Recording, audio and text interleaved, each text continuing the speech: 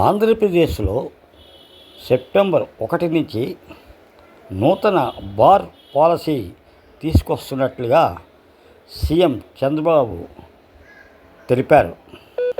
గత అనుభవాలు దృష్టిలో ఉంచుకుని క్యాబినెట్ సబ్ కమిటీ ఆధారంగా కొత్త బార్ పాలసీ ఉంటుందని ఆయన వివరించారు. ఆదాయమే కాదు, ప్రజల ఆరోగ్యము ముఖ్యమే అని ఆయన అన్నారు.